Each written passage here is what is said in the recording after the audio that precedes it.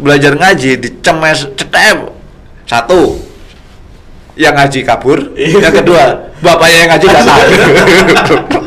Iya, betul. Assalamualaikum warahmatullahi wabarakatuh. Selamat siang, berjumpa lagi di acara ngobrol-ngobrol santai tapi serius di studio podcast SMA 1 Demak. Aktual, akurat, dan berkarakter. Kali ini kita mendatangkan narasumber dan kebetulan momentum hari ini tanggal 1 Oktober 2021 bertepatan dengan Hari Kesaktian Pancasila. Kali ini kita langsung mendatangkan narasumber yang berkompeten berbicara dengan masalah Hari Kesaktian Pancasila, yaitu Pak Komandan Dandim 0716 Demak. Kita sapa dulu narasumber kita yang hadir di studio podcast hari ini. Assalamualaikum warahmatullahi wabarakatuh. Waalaikumsalam warahmatullahi wabarakatuh. Gimana kabarnya Pak Komandan? Alhamdulillah baik. Sehat ya? Sehat. Iya. Kalau saya lihat senyumnya ini kok semangatnya luar biasa ini. Ya, kalau tentara itu kan apa ya? Kalau kita di militer berusaha tiap hari, tiap waktu itu pagi masih segar gitu. Oh, gitu. Walaupun memang dokternya seperti itu atau bagaimana? ya itu numbuhkan sugestinya ya. Oh, gitu. Jadi sugestinya ya kalau kita pagi itu identik dengan segar, ya udah. Kenapa enggak siang selamat pagi? Iya, walaupun siang ya selamat pagi gitu. oh, gitu. Cuma gitu aja. Gitu. Jadi misalnya datangnya sore atau malam pun tetap konotasinya tetap kita menganggap ya kayak pagi. Oh iya. Ya kan masih yang kayaknya seger kali. Ya udah, berarti iya. saya sudah bisa nanamkan sugesti kalau ya kita harus seger terus kan. Oh, setiap saat. Iya. Insyaallah. Saya ucapkan selamat datang Pak Pak. Komandan di studio podcast SMA 1 Demak. Saya dengar Komandan bahwa Pak Komandan ini kayaknya rasa-rasanya baru ditempatkan di Dandim Demak. Betul apa tidak? Betul Pak. Iya. Jadi ini sebenarnya ini tugas kami kedua di Komando Kewilayahan atau dulu namanya Satuan Teritorial, Iya, ya, kayak Kodim, Koramil. Iya. Ini yang kedua. Sebelumnya saya pernah di waktu penempatan pertama kami di Koramil di Merauke. Habis Merauke itu Papua, iya. Merauke Papua. Habis itu saya banyak berkecimpung di satuan lapangan di kebetulan kecabangan saya Jeni. Maka sampai ya ini terakhir saya jadi batalion Jeni Tempur di Jakarta, kemudian baru berkesempatan lagi diberi amanahnya untuk berdinas di Satuan Kewilayahan, sekarang di Kodim 0716 Demak. Iya. Kalau boleh tahu sejak kapan di Demak ini? Di Demak sejak awal September kemarin, Pak. Berarti kalau dihitung baru 1 bulanan ini ya? Ya, 1 bulanan, Pak. Itu, Pak. Bagaimana perasaan ditempatkan di kota Wali Demak? Sebenarnya kalau kita kalau dirasa-rasakan ya harusnya dianggap sama gitu loh. Oh, gitu. Ya kita kan artinya udah kontraknya kan siap ditempatkan di mana saja di wilayah Indonesia. Oke. Tapi pastilah tiap tempat itu ada berbeda. Kemudian jenis penugasan itu berbeda. Akhirnya karakternya beda juga. Saya kira alhamdulillah ditempatkan di Demak, Kota Wali. Itulah kesempatan saya untuk mengenali karakter masyarakat, memperkaya khasana ya. Pengetahuan, wawasan, berkenalan, istilahnya menjalin silaturahim dengan istilahnya manusia-manusia yang saya tidak terduga. Iya. Tidak terduga gini. Jadi Demak ini kalau dilihat ya istilahnya orang paling akan Demak itu belajarnya sejarah kerajaan Demak. Betul. Iya, betul. Sejarah kerajaan Islam. Iya, terbesar saat itu. Terbesar saat itu. Istilahnya yang pertama kali setelah Majapahit runtuh. Iya, betul. Yang pertama Demak. Iya. Sebelum nanti kerajaan besar Mataram itu terbentuk. Nah, Demak adalah pelopornya di Jawa. Hanya sejarah itu. Hanya sejarah. Terus Demak bagaimana kelanjutannya seperti ini, tetap bagaimana karakteristik itunya. Itu ya tidak ada. Ya bukan tidak ada, terbatas. Iya. Begitu saya melihat masuk ke Demak, Demak itu apa ya? Ya Demak, kota wali. Di sinilah pusatnya peradaban Islam yang Islam disiarkannya itu ya pusatnya di sini, membentuk suatu institusi kerajaan iya di sini. Walaupun akhirnya kan bergeser ya, tapi ya di sinilah awalnya. Itu saya bilang, oh ternyata karakternya atau bagaimana ciri khas untuk membentuk suatu daerah yang dikatakan kota wali. Nah itu saya mulai berkenalan. Kemudian tipikal kota, ya maklum kalau kami ini orang gunung, Pak. Oh, kok gunung? Dari mana asalnya? Saya besar di Jawa Timur. Di Jawa Timur.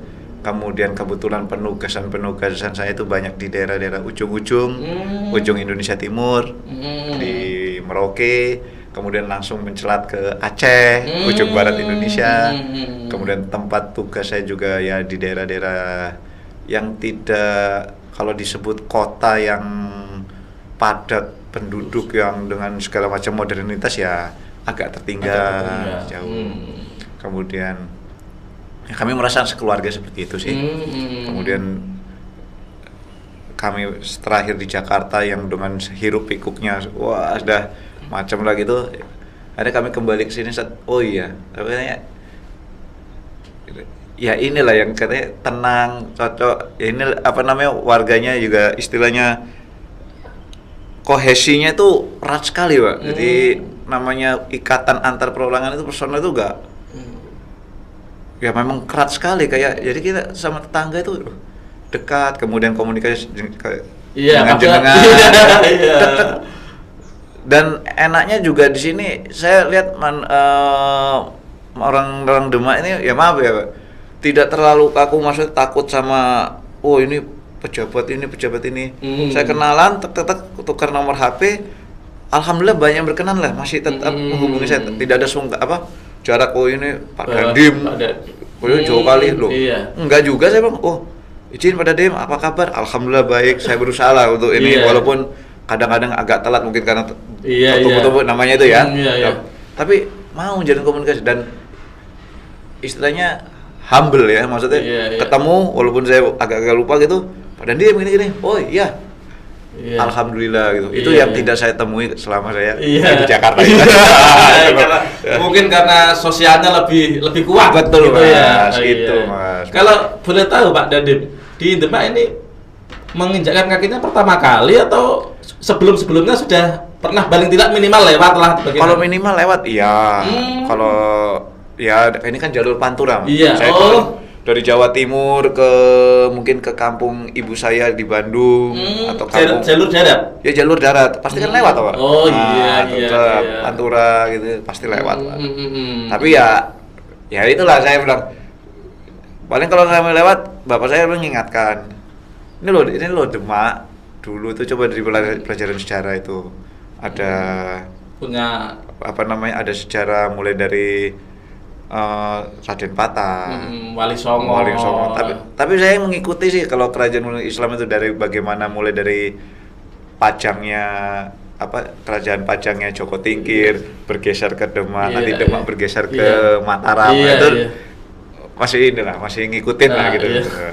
Kalau boleh tahu ini Pak Dandim ini lulusan tahun berapa ini Pak Dandim di Akmil? Di Akmil atau di? Ya, saya kebetulan lulus Akademi Militer tahun 2002. Akademi Militer 2002. Masuknya tahun 99. Setelah itu berarti langsung penugasan di daerah luar Jawa? Ya itu saya katakan penugasan pertama saya di Papua. Kemudian saya lanjut di Aceh. Jadi lebih banyak penugasan di luar Jawa daripada di Jawa gitu ya? Ya, sebagian kalau sekarang 50-50 Pak. Jadi begitu saya di Papua, kemudian di Aceh, itu dari 2003 sampai 2013 10 tahun. Kemudian dari 2014 sampai 2013 sampai sekarang dia 8 tahun ya. Hampir separuh ya, hampir sama saya di Jawa. Alhamdulillah Tuhan istilah mengabulkan doa kami. Karena dari dulu saya di Jakarta itu ya kalau boleh, biasanya kalau tentara pindah itu kan kalau habis sekolah ya Pak ya. kalau boleh pendidikan gitu ya Mas. Kalau boleh ya berdoa sama Tuhan ya. Kalau ditakdirkan ya kalau itu bisa tugas di luar Jakarta. Tapi dapetnya Jakarta lagi, berdoa lagi di luar Jakarta, dapetnya Jakarta lagi. Akhirnya ya mungkin kata Tuhan, ya kau belum waktunya lah. Ya saya ambil hikmah terbaik lah, pastilah. Kan kita yakin lah segala yang diputuskan Allah Subhanahu Wa Taala terhadap kita itu adalah yang terbaik. Ya betul, betul di luar kita. Kalau boleh tahu Pak Dan ini keluarga? Kami status nikah. Anak dua. Putra putri kami umur 11 dengan umur 7 tahun. Oh, masih anak-anak atau sudah mengenal dunia pendidikan? Ya, kelas 5 sama kelas 1 SD. Oh, di Boyong ke? Di Boyong lah. Oh iya. Jadi Jakarta masih pelajaran tatap muka sebulan yang lalu ya? Iya, betul. Nah, saya waktu pertama kali datang ke Demak, begitu melihat loh. Saya lewat jalan, tahu-tahu kok ada anak yang berseragam sekolah ya? Iya. Berarti ini udah pelajaran tatap muka nih, simulasi udah mulai ini. Wah, saya bilang sama istri saya, ayo di Boyong aja, kita lebih baik ini pelajaran tatap muka. Ya terus terang merasakan pendidikan melalui gadget itu ada sisi positif praktisnya tetapi mungkin nilai sosial anak-anak jadi berkurang. Iya. Ini Pak Dandim, karena Pak Dandim juga baru kita barangkali kenal lebih dekat dengan Pak Dandim di podcast ini. Nah, ini Pak Dandim, barangkali ada yang ingin disampaikan oleh pemirsa podcast. Gimana sih trik Mas Akmil ini? Karena di sini juga banyak yang daftar tapi tidak tahu lulus masuk atau tidak. Ini barangkali bisa share pengalaman di Akmilnya biar anak-anak pelajar SMA 1 Demak khususnya dan umumnya masyarakat Kabupaten Demak barangkali punya apa yang jadi tips dari Pak Dandim ini. Masuk di dunia kemiliteran itu ya pertama pastilah kalau dunia militer itu pasti kan istilahnya untuk paling gampang diterima oleh anak-anak kecil. Jadi anak-anak kecil ngelihat ya terkesan dengan ya pasti dengan segala lingkungan pasti terkesan oh iya nonton film kartun aja pasti ada pahlawan yang gagah. Betul ya. Dan itu pasti ya tergambar secara nyatanya ada di mungkin kalau melihat di dunia militer, polisi itu pasti ada itu. Nah, tetapi diharapkan makin dewasa orang, makin dewasa anak-anak itu, maka lebih membuka wawasan. Oh ya, ternyata di dunia militer itu adalah suatu profesi yang sesuai dengan tradisi militer Indonesia. Tidak bisa disamakan dengan militer dunia. Kita masing-masing militer itu punya kekhasan sesuai dengan tradisi karakter negaranya. Karakter militer di Indonesia itu adalah dituntut setiap militer adalah seorang pemimpin. Walaupun dengan pangkat yang paling rendah pun dia adalah pemimpin. Karena masyarakat kita itu akan memandang namanya militer tentara itu kan kesatria ya. Iya, betul. Nah, betul. Kesatria itu adalah memimpin. Kastanya masih status sosial ya. Iya, betul. Dan itu sosok yang diharapkan oleh masyarakat kebanyakan tentara. Dan itu namanya pemimpin. Pemimpin itu adalah yang kalau bisa dikatakan pribadi yang dikorbankan. Kemudian dia akan bertanggung jawab atas apa yang dilakukan dan atas apa yang tidak dilakukan. Nah, itu loh. Itu harus dipahami bagi ini. Pasti di dunia militer memang manis. Oh iya, tampilan gagah, kemudian apa kalau dia masuk di Taruna Akademi TNI, kalau lihat pesiar, gagah-gagah gini-gini. Tetapi itu ya itu awang sinawang ya. Iya, sinawang. Orang Jawa sama sinawang. Tapi itu harus disadari bahwa tugas kita nanti ke depan akan banyak. Tuntutan kita terhadap militer Indonesia itu akan banyak. Kemudian jika tidak mendapatkan persepsi yang hanya awang sinawang, kemudian masuk ke militer Indonesia itu masuk ke Tentara Nasional Indonesia itu tidak siap mental, wah itu akan merugikan bagi diri sendiri. Kalau diri sendiri nggak apa-apa, takutnya merugikan bagi institusi TNI atau takutnya saya masyarakat, itu biasanya begitu. Tetapi tipsnya kalau itu adalah satu kesiapan mental, yang disiapkan adalah kesehatan fisik dan kesehatan psikis, mental. Kesehatan. Ini Pak Dandim sekaligus barangkali promosi. Jadi boleh. ya. Jadi Tentara Nasional Indonesia membuka kesempatan bagi seluruh warga negaranya untuk bergabung. Jadi salah satunya melalui Tentara Nasional Indonesia. Jadi mengabdi itu tidak hanya jadi tentara, tidak, tapi salah satunya. Kami salah satunya. Kemudian apa yang harus dipersiapkan itu kami berusaha jadi komando kewilayahan ini kami mensosialisasikannya. Jadi siapa yang mau daftar, oke, begini yang disiapkan, yang utama, nilai utama adalah kesehatan fisik, kemudian kesehatan jiwa, kemudian psikologinya itu harus kita siapkan. Kalau itu sudah terbentuk, nanti mau jasmani olahraganya itu akan menyesuaikan. Yang penting kesiapan mental itu yang utama. Berarti kalau mau memang masuk di Akademi TNI Angkatan Darat di Taruna itu, Akmil itu, berarti yang paling prioritas itu kesiapan mental yang harus disiapkan. Pasti, Mas. Tidak bisa spontanitas daftar. Tidak bisa. Ya maksudnya truk langsung itu istilahnya ya. Karena di sana nanti kita akan dihadapkan di dunia militer, kita akan dihadapkan bagaimana kita menghadapi suatu situasi yang istilahnya dihadapkan sampai di batas kemampuan masing-masing personil. Jadi dibuat capek, dibuat ini semaksimal mungkin semaksimal mungkin sampai hampir mendekati batas kemampuan manusia. Nah, itu kalau tidak disiapin mentalnya, ya sudah. Orangnya kuat, iya, tapi kalau mental, udahlah capek, ngapain aku gini? Sudah. Makanya memang didesain untuk bagaimana menjadi seorang pemimpin gitu. Tapi begitu, walaupun fisik pas-pasan mungkin, tapi mentalnya saya bisa. Orang lain bisa, kenapa saya nggak bisa? Nah, itu loh. Akhirnya bertahan, itulah yang diharapkan memang itu. Berarti semua orang memang punya kesempatan ya? Semua orang kesempatan. Tanpa melihat latar belakang sosialnya. Ya, tidak Mas, tidak. Jadi ini terbuka bagi seluruh seluruh masyarakat Indonesia. Tetapi dengan ada pembatasan ya terkait dengan usia. Kemudian latar belakang ya. Ini memperhatikan hari kesaktian Pancasila. Nanti ada terkait misal ya mungkin mental ideologi terkait itu, ada. Karena Pak Dandim ini sudah menyinggung dari kesaktian Pancasila. Jadi saya hanya mengupas bagaimana lebih dekat dengan Pak Dandim Demak yang baru ini. Hari Kesaktian Pancasila ini pada tanggal 1 Oktober. Maksud dari Hari Kesaktian Pancasila dalam persepsi Pak Dandim bagaimana? Jadi inilah suatu momentum kilas balik kita untuk kita diingatkan setiap saat untuk introspeksi bahwa bangsa ini lahir itu tidak brojol mulus menuju ke mencapai tujuan nasionalnya. Jadi tujuan nasional kita kan sudah ditetapkan oleh pendahulu founding father kita kan, bapak-bapak pendiri negara kita. Ini loh Undang-Undang Dasar Negara Republik Indonesia, di situ termaktub tujuan nasional kita melindungi segenap bangsa Indonesia, memajukan kesejahteraan umum dan lain sebagainya, ada ketiga itu.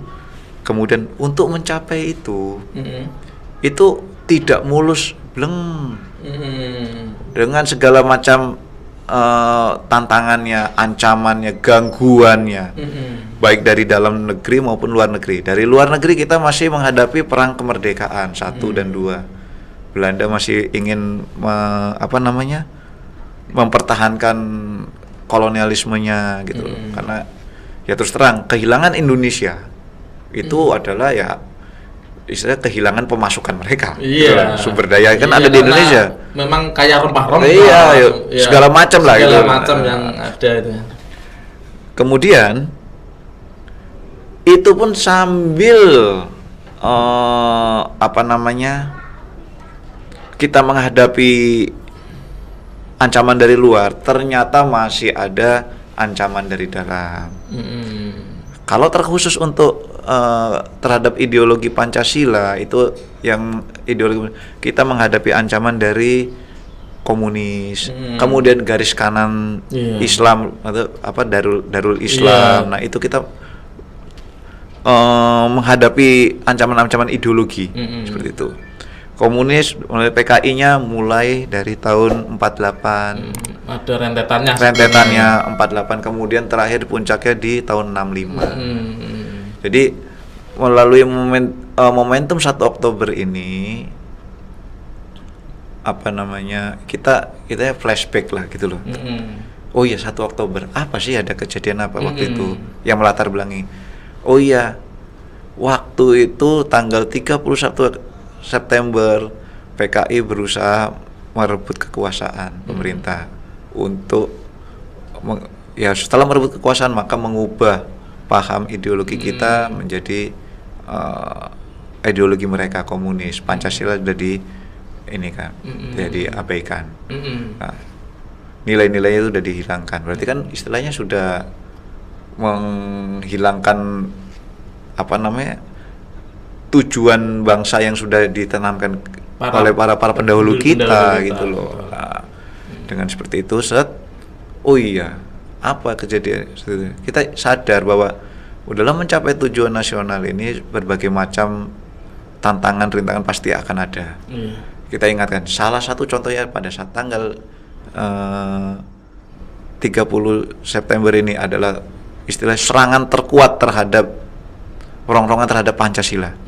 Makanya kita dan alhamdulillah, puji Allah, kita gak tergoyahkan gitu loh. Makanya bilang Pancasila itu sakti. Ya bukan Pancasilanya sakti saya bilang.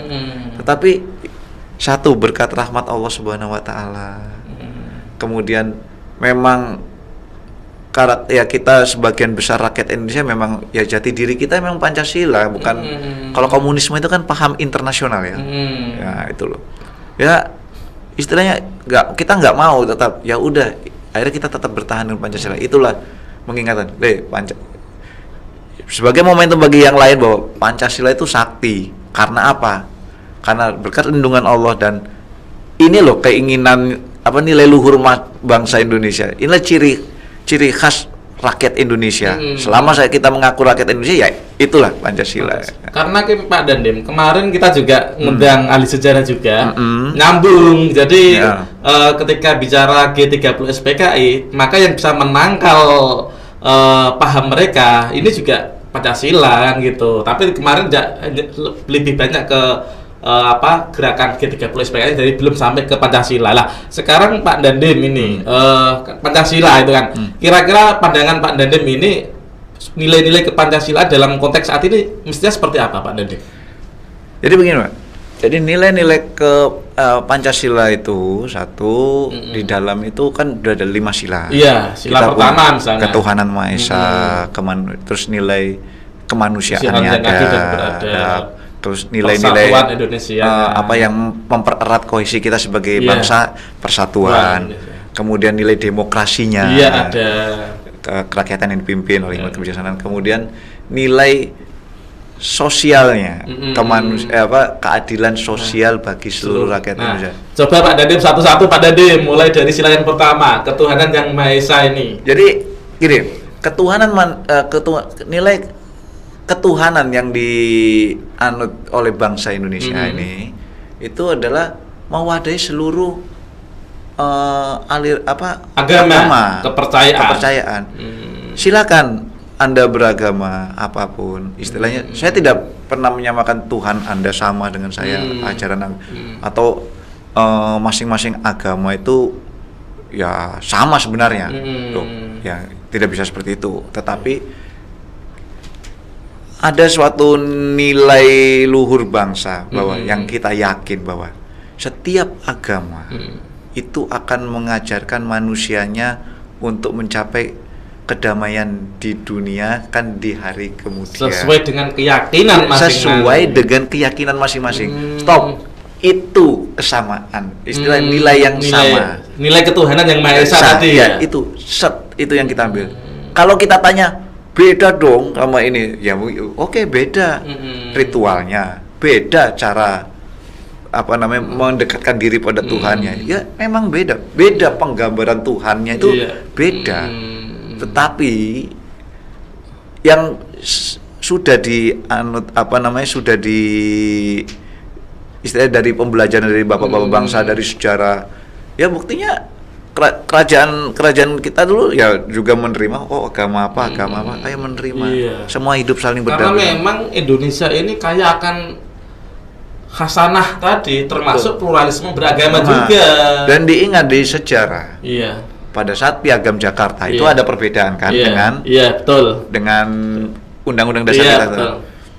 Bagaimana kita Muslim sebagai kaum mayoritas mau bertenggang rasa. Waktu itu kan sila pertama ketuhanan yang Maha Esa dengan menjalankan syariat Islam bagi pemeluknya. Loh, kok sampai bunyi gitu? Loh, ya masyarakat Indonesia Islamnya banyak loh, Pak. Mayoritas. Itu mayoritas berarti kalau saya berhak menentukan.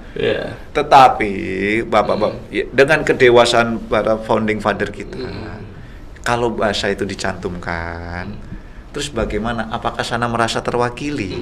Minoritasnya tadi ya. Ya, minoritas dari Papua, dari Indonesia Timur lah gitu ya, dari Kalimantan atau bagaimana yang lainnya? Kalau ada kata-kata itu, ya memang ya dicontohkan ya namanya waktu dulu kekhalifahan Islam juga ya kayak gitu Pak, masalah Islam gitu.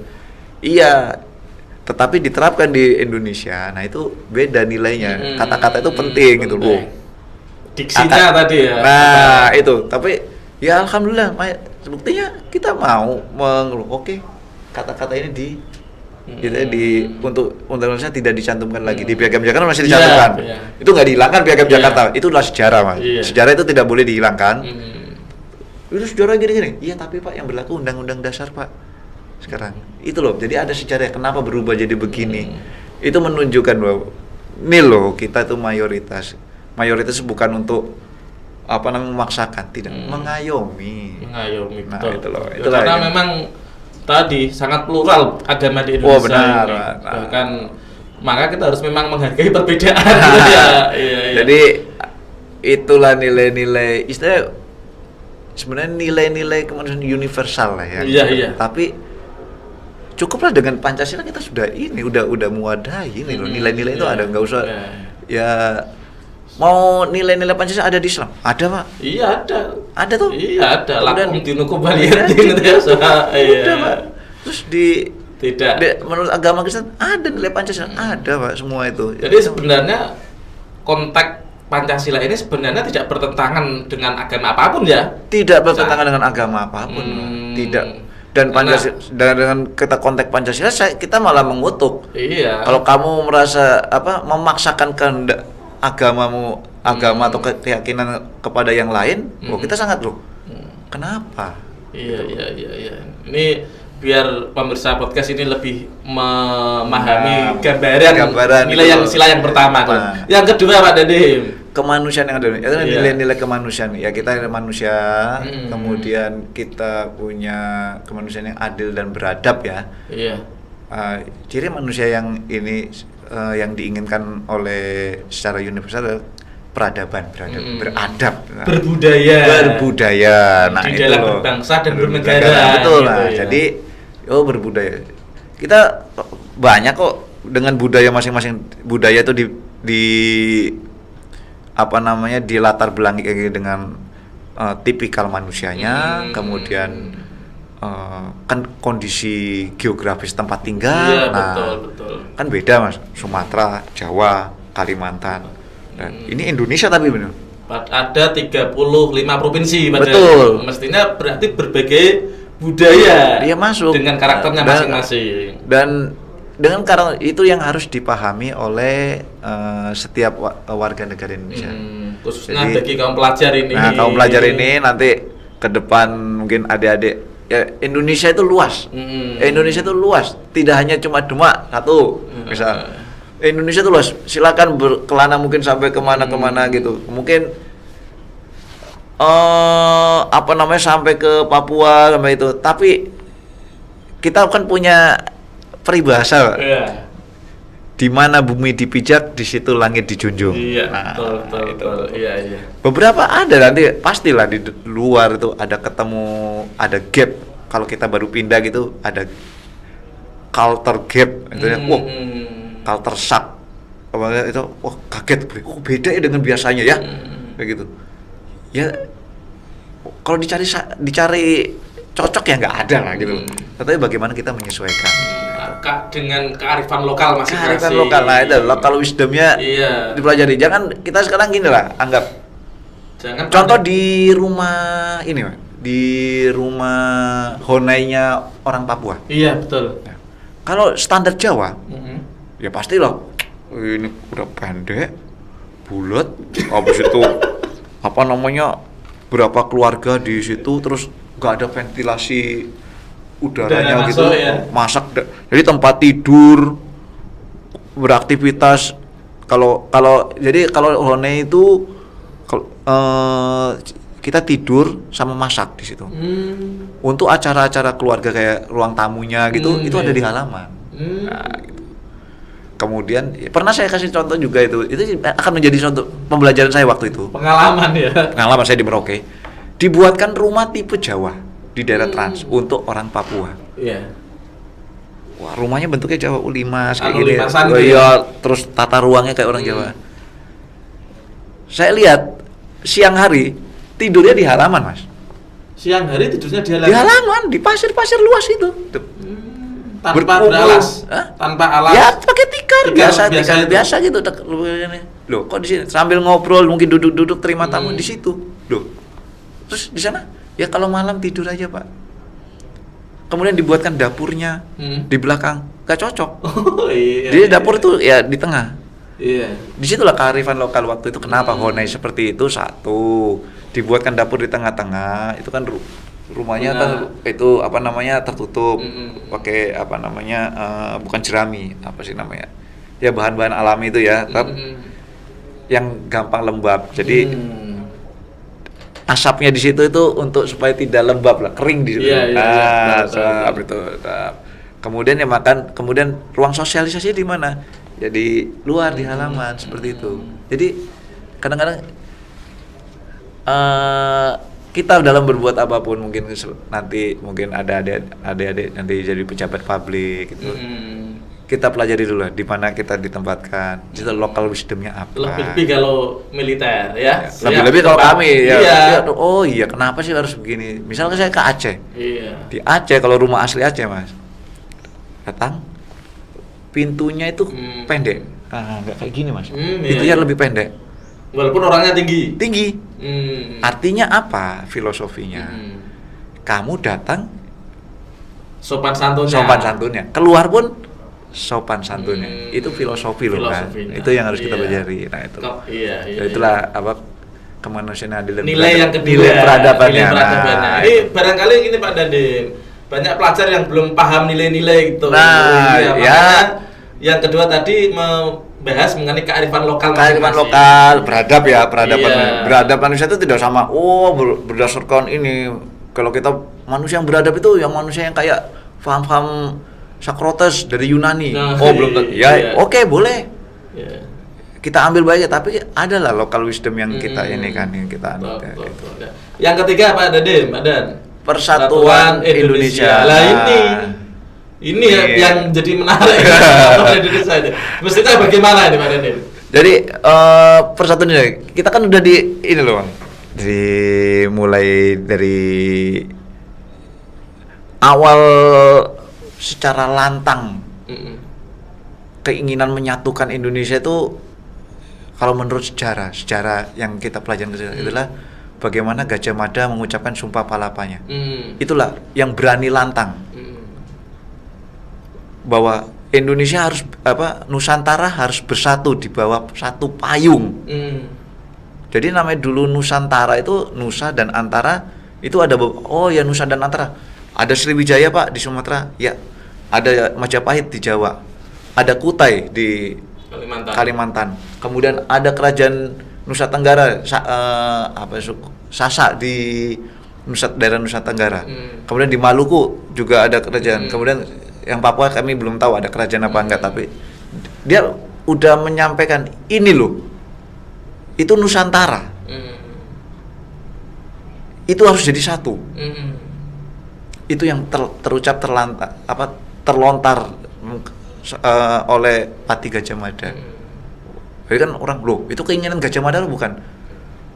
Berangkat suatu ide seseorang yang diterjemahkan kemudian dilaksanakan, terwujud.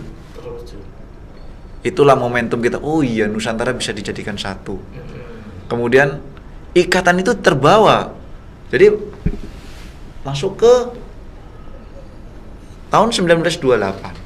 28 Oktober nanti yang kita peringatkan itu nanti ya kita peringati. 28 Oktober. Seluruh pemuda datang dengan berbagai latar belakang ya. Indonesia. Dari ada Jong Jawa, ada Jong Sumatera, Jong Celebes dari Sulawesi, semua datang menyatakan suatu kesatuan. Ini kita sama loh ini. Pertama tanpa melihat loh, saya orang Sumatera udah tanpa melihat itu. Betul. Mereka mendeklarasikan satu nusa, satu bangsa, satu bahasa. Loh, yaitu bahasa. Itu negara Indonesia belum ada loh ya, Mas. Belum ada loh. Tuh. Terus idenya dari mana Indonesia ini? Kan itu, Mas.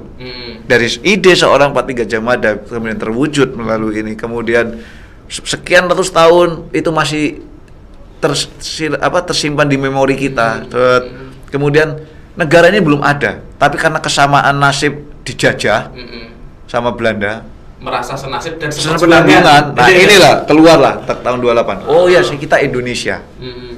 Indonesia yang dijajah oleh Belanda. Senasib sepenanggungan. Tercetus memori tentang Pati Gajah Mada. Oke, negara belum ada tetapi yang penting tekad kita Jadi negara belum ada tapi bangsanya sudah terbentuk. Bangsa Indonesia mulai terbentuk. Yang terdiri berbagai pulau tadi ya kan? State-nya belum ada. Tapi nation-nya sudah. Nah, udah. Konsepnya sudah. Konsep kebangsaan sudah hadir. Nah, kemudian tercetus suatu negara pada tanggal 17 Agustus. Kami bangsa Indonesia. Bangsa sudah ada kan? Kami bangsa Indonesia menyatakan dengan ini kemerdekaan Indonesia. Kalau kita bisa diterjemahkan lebih lengkap, kemerdekaan negara Indonesia. Memilih republik, kata republik nanti sidangnya itu. Konsep bagaimana kenegaraan. Sudah ada, Mas. Nah, alangkah bodohnya nenek moyang kita bisa dari konsep Pati Gajah Mada. Padahal jauh sebelum kemerdekaan ya. Tahun 1300 sekian loh, Mas. Oke, 1400 sekian. 1400 awal. Sampai 500 tahun kemudian itu masih terjaga. Padahal negaranya udah nggak ada. Mungkin belum malu ya. Belum Belum jelas. ada. Kemudian dicetuskan lagi. Oh ya, memori itu kan akan terpelihara selama 500 tahun. Muncul di 28 Oktober, memori kesatuan kita sebagai bangsa. Punya spirit yang sama. Kemudian terbentuklah dari bangsa ini terbentuklah suatu negara, dicetuskan. Udah menyatakan, oh ya persatuan Indonesia. Dari 45 sampai sekarang 76 tahun. Lah kok kita tidak bisa memelihara persatuan ini? Nenek moyang kita bisa loh, minimal itu 500 tahun itu masih ingat loh. Iya, kita dulu pernah disatukan loh ini. Kok ini barangkali yang harus buat catatan kaum pelajar mendatang ini. Ya itu loh. Jadi apa sih maksudnya persatuan itu? Ini loh, Bro. Kalau saya ngomong, ya maaf ya. Ini loh, Bro. Jadi itu loh, kamu itu menyatakan kamu itu kesama dengan kita ini loh. Senasib, sepenanggungan, kesamaan. Kamu suku apa, tapi kita udah tetap Indonesia. Kecintaan kita kepada nasionalisme kita. Silakan nanti saya akan merasakan bagaimana nasionalisme itu akan terasa kalau kita memang mungkin seperti kami pernah tugas di luar negeri di Kongo. Nah, itu tidak usah nasionalisme, Mas. Satu ras. Kalau ketemu orang Malaysia, coba kalau sekarang Indonesia sama Malaysia gontok-gontokan enggak? Betul enggak? Apalagi waktu Ligitan.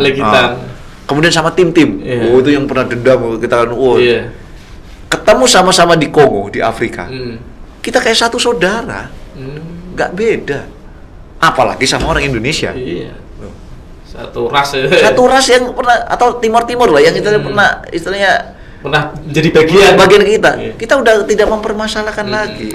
Sudah Di tengah perbedaan, disitulah kita akan menghargai kesamaan kita itu loh. Di tengah perbedaan yang besar, disitulah kita, oh ya sama masih ya. bisa menjaga persatuan. Nah, iya. apalagi sama sesama orang Indonesia. Akan ceritanya beda begitu. Ketemu sekarang, ketemu wong Demak karo wong Demak. Dendi ning Demak. Podo ae Mas. Tapi kalau ketemu wong Demak karo wong Demak, Dendi di Pontianak. Woi Mas, lho wis. Nah, bisa minimal gitu, misalnya gitulah. Iya. Jadi bagaimana kita memaintain memelihara rasa persatuan kita, kecintaan kita. Kalau ekstrimnya, right or wrong is my country. Benar atau salah itu negara saya. Paham? Iya, betul ya. Kasak kalau ekstrimnya seperti itu, tapi ya saya nggak usah ekstrim-ekstrimnya gitulah. Saya bilang apapun itu, kau lebih berpihak pada Indonesia, kecintaanmu kepada Indonesia, itu yang saya ini kan. Terus ngapain cinta? Ya bapak ibumu orang mana? Selama ini yang istilahnya menghidupkan kamu itu ya, walaupun kamu cari kerja di sini ya bangsa ini gitu loh. Sejarah-sejarah kita seperti itu, tapi ditumbuhkan suatu kecintaan kepada bangsa, kebanggaan. Khususnya pada generasi adik-adik makanya kita. Ini Pak, dan ada slogan NKRI harga mati. Ya. Jadi di tengah gangguan. Jadi di tengah ya kita sekarang gini. Karakter perang sekarang itu bukan perang kayak zaman dulu kayak film. Iya. Harus dengan kekuatan senjata. Harus dengan angkat senjata. Angkat senjata tidak. Perang sekarang itu adalah perang multidimensi. Jadi tidak usah menyerang, dihancurkan dari dalam dulu. Terutama melalui adik-adik kita, generasi-generasi kita. Dibenturkan aja dari generasi kita. Kita di sini menghadapi sekarang gini aja, Mas kelahiran tahun?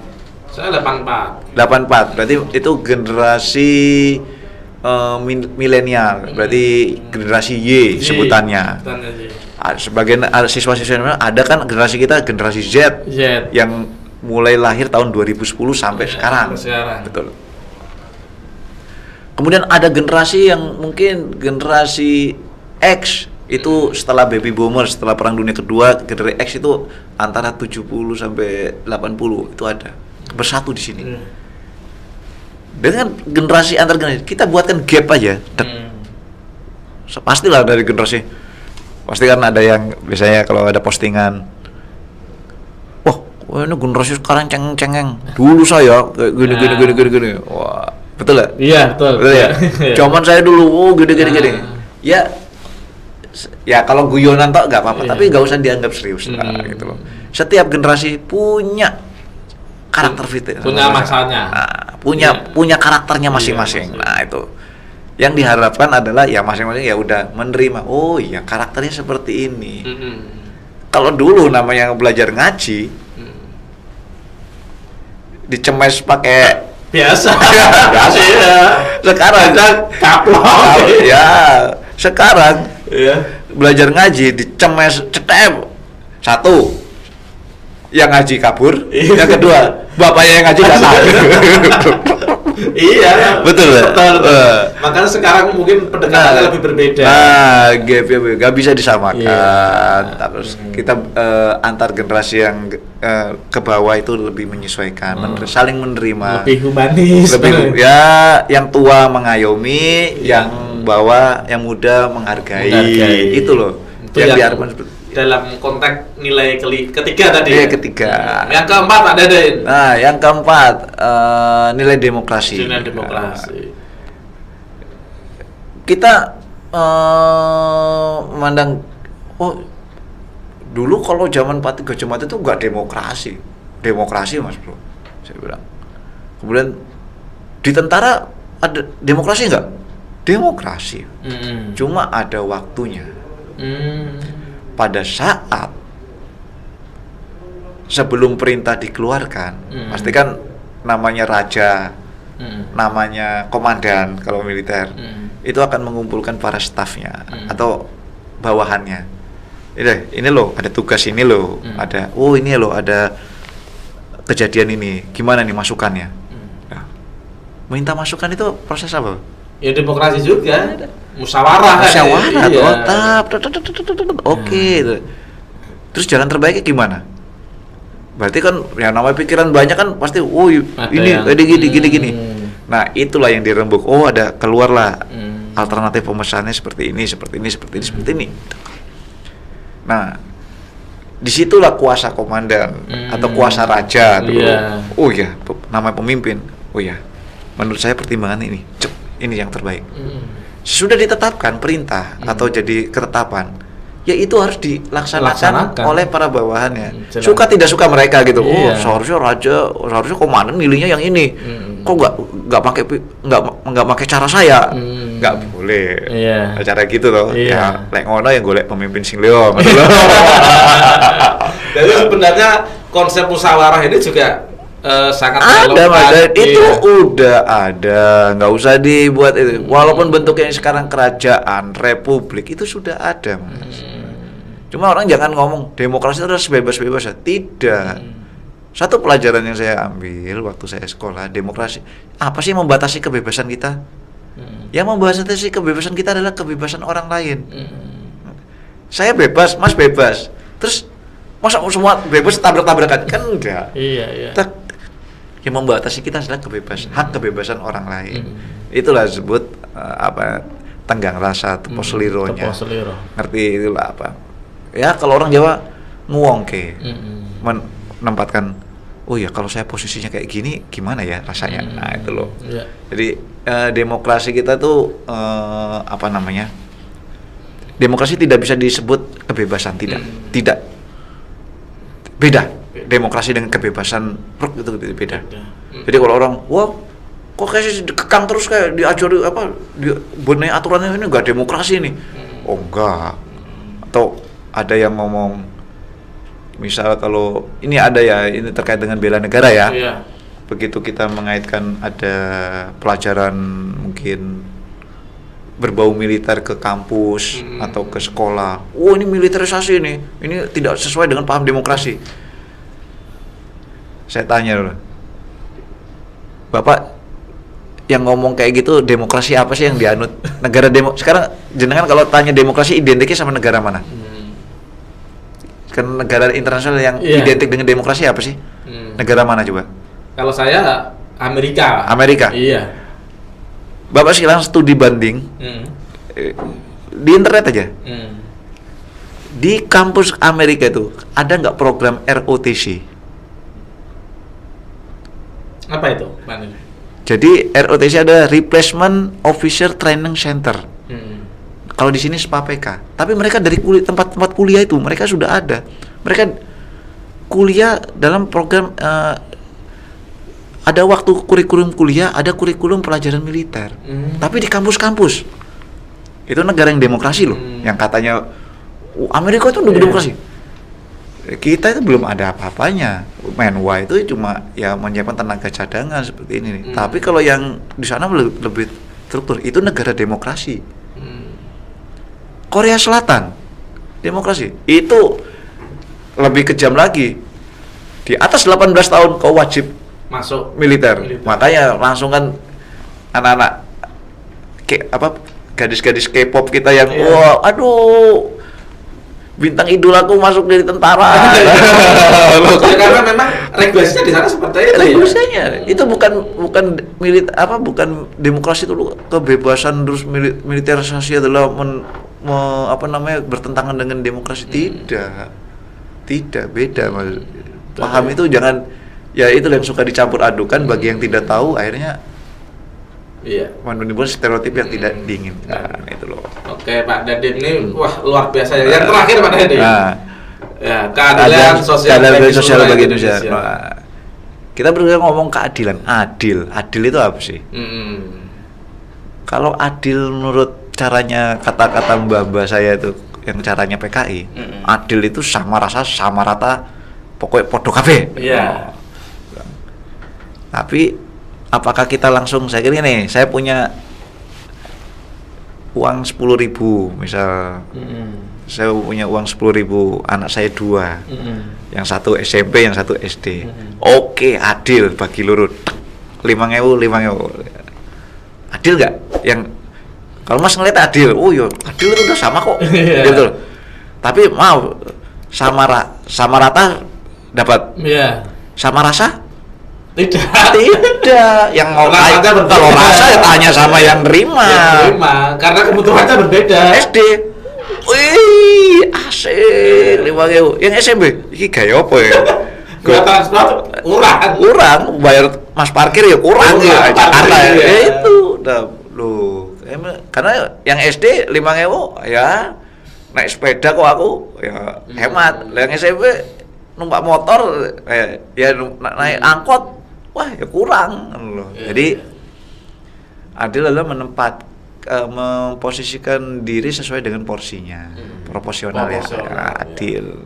Nah, keadilan sosial bagi seluruh rakyat Indonesia, istilahnya di sinilah sumber-sumber daya Indonesia itu mana sih yang memenuhi hajat hidup orang banyak itu dikelola, kemudian berkeadilan itu dikelola oleh negara. Kenapa? Supaya dioptimalkan untuk kepentingan bersama rakyat.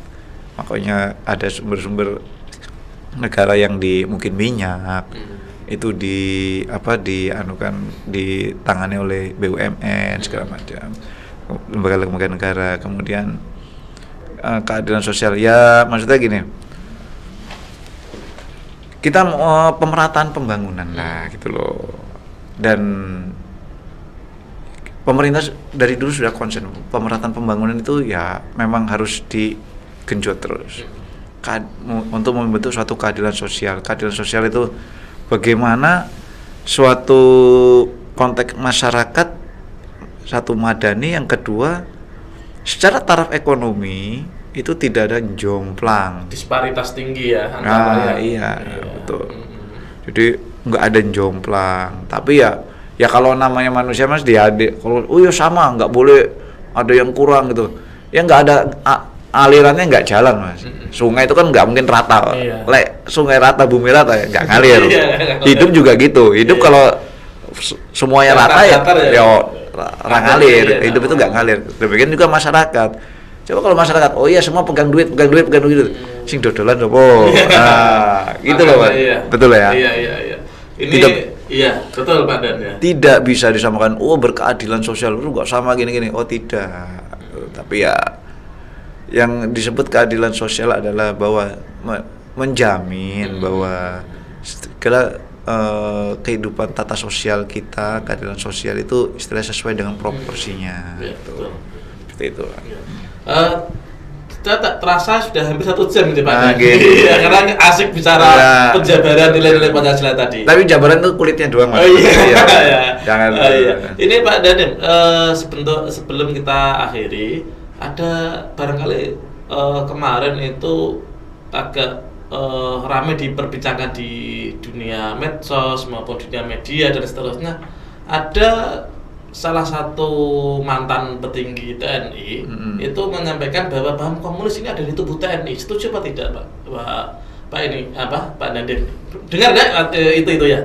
Saya ingin itu menjadi konsumsi publik masalahnya ini Pak. Jadi begini Pak, kalau kami statement yang seperti itu nanti akan diberikan pada ini ya, institusi TNI. Tetapi saya akan menjelaskan bagaimana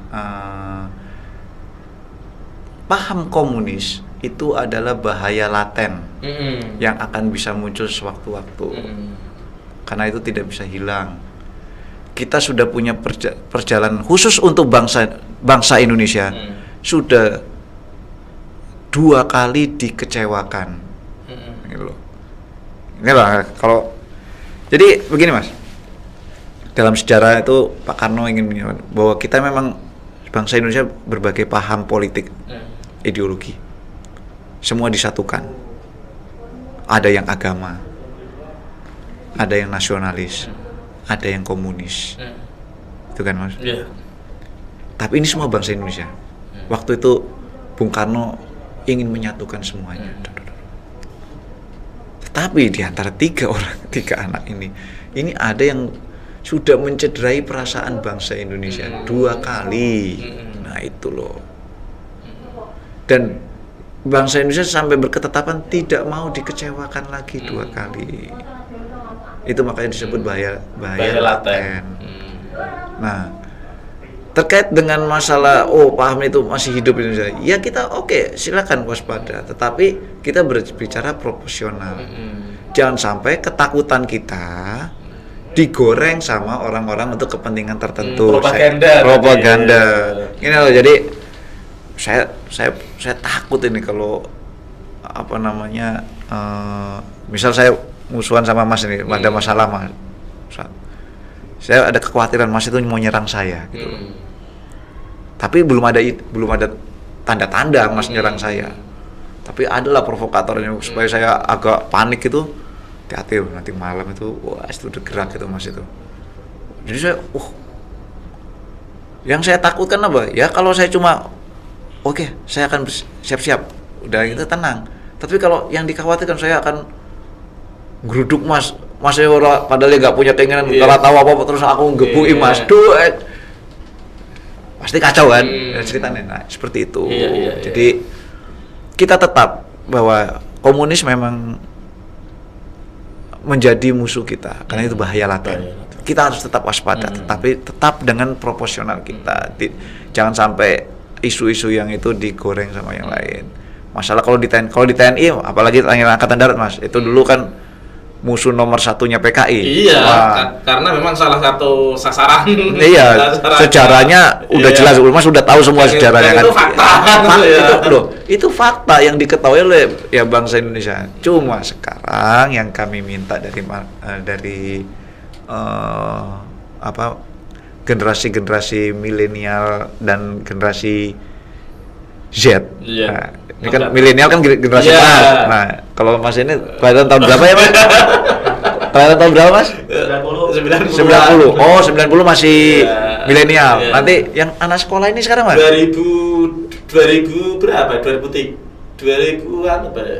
Itu Z itu banyak Mas. Nah, ini satu yang sejarah tidak boleh dilupakan. Karena itu bahan pembelajaran kita. Jas merah tadi. Ya, jangan lupakan sejarah. Dan jangan pernah menutupi sejarah untuk kepentingan kita. Karena objektivitas kita nanti akan hilang, luntur di situ. Tidak boleh dihilangkan, jangan dirubah. Kalau perlu digali untuk dipelajari. Tantangan kita bagi ahli-ahli sejarah adalah satu yang tadi yang pernah saya sampaikan bahwa bagaimana mengemas sejarah ini menyampaikan kepada tiap-tiap generasi dengan cara yang sesuai dengan generasinya.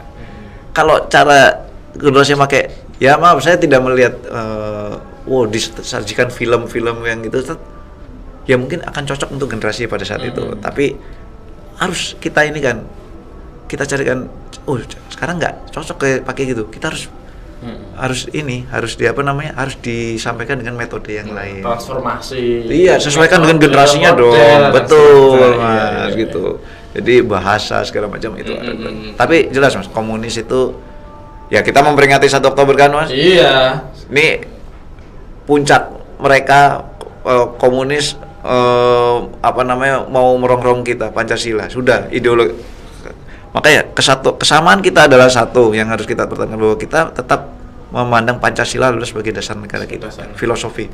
Itu punya bangsa Indonesia loh. Iya, selama Anda bukan bangsa Indonesia, tidak mau menganggap Pancasila, ya silakan cari negara lain, bangsa yang lain. Jadilah bangsa yang lain itu loh. Oke. Pak Dandim, ini sudah asik ngobrol kita. Ya. Barangkali ada satu statement atau 2 statement untuk para pemirsa podcast, khususnya para pelajar SMA Demak dan umumnya masyarakat Kabupaten Demak, barangkali. Kepada adik-adik kami yang pada generasi, kalau saya udah generasi X ya, saya pribadi, kemudian yang kami hadapi generasi milenial dan generasi Z dan generasi berikutnya, bahwa bijaklah dalam menyikapi setiap perkembangan zaman.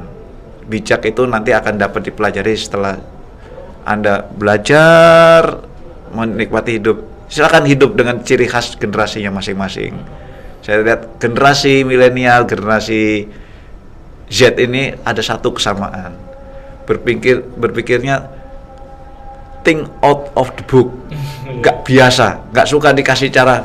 Nih loh, dikasih buku caranya untuk mengatasi ini. Itu pasti nggak gitu. Lebih kreatif caranya. Nah, ini harus digali. Kenali, silakan nikmati hidup sesuai dengan generasinya.